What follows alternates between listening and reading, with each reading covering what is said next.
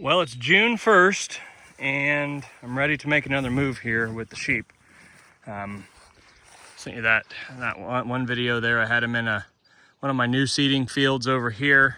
I opened a gate, let them find this other new seeding field that you'll see here. My next move is this pasture here, but this pasture actually has two pastures. There's this one over here too, that's across this creek. So after we do this, we go over here. It's kind of hard to see, but there's a pasture over here. Well, rather than let the sheep in here for 4 days, then cross the creek for 4 days, then come back where we already was for a day, and then go over there, what I did was I came to the corner of the pasture they're in. I opened up the gate right there, and I made a path with my brush hog the other day. I'll kind of go into detail here in a little bit of why I do that. I just made like a lane, and I'm just gonna leave that open. I'm just gonna let the sheep try and find it themselves. So ideally, they graze out on this hill, they find it, they start coming, all the other ones see them, they come on this path, which leads through this gateway. There's some of my 3-strand high tensile, that's what my sheep fence is. And then I have made, just with polywire, this little fence here that it's like an alleyway that's gonna lead them across this creek. So I came over here the other day and I took my tractor and brush hog and I just made paths back here.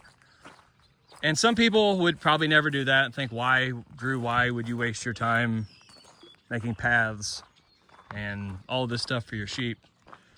Well, because they all have little bitty babies on them, and I just don't want anybody to get separated. And so I make these paths so that the sheep will, they'll enter an area like this right here. Here's some paths I made.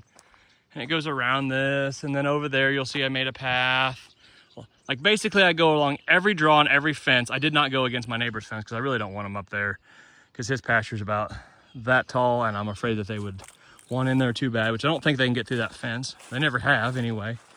But anyway, they just kind of stick to these mowed areas, but they'll kind of venture out into this taller grass and graze and then congregate back into these areas. And I went all over back in here and went around all the trees and every draw, like I said, and I just clipped it high, just make it to where it's visible. But, there's 1,000 sheep in that flock right there, and you turn them and babies into something. I mean, this is up to it's about almost up to my chest.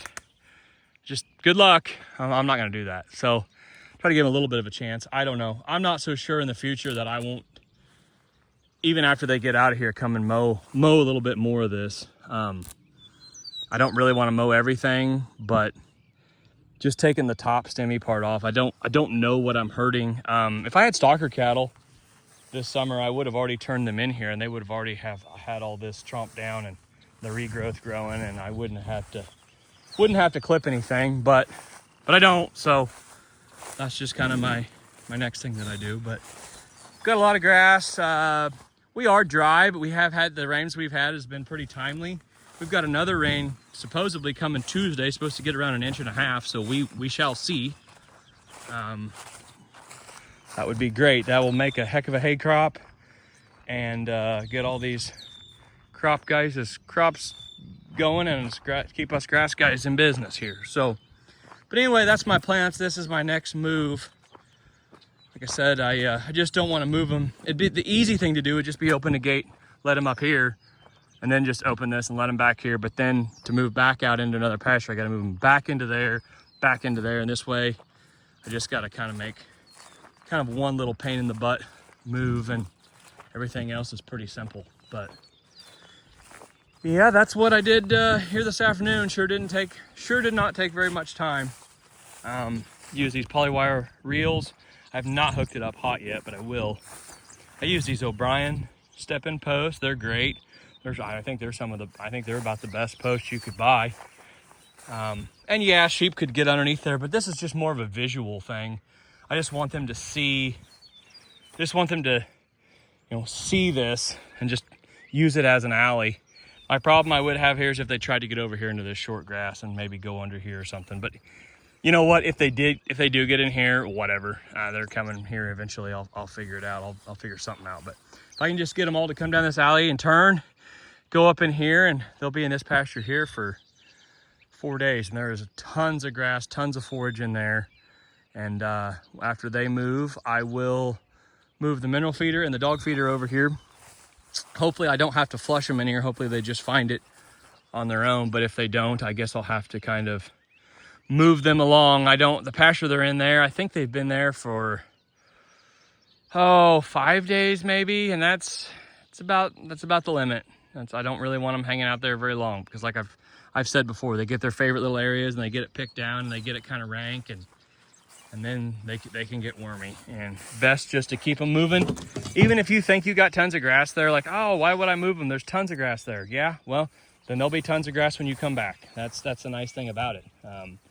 Don't graze that grass too short. I've got neighbors, it's almost, it's just, like I said, it's the 1st of June. I've already got neighbors with short grass, and we've got grass everywhere. Just don't graze it too short. It'll come back so much better if you don't. So that's what we like to do. Just keep them moving. Keep the grass there, hopefully get some rains all summer, stockpile some grass, and just not really feed a lot of hay this winter. Just make those sheep work for you, low input, put more dollars in your pocket at the end of the day. So that's what I did this afternoon. Thanks for watching.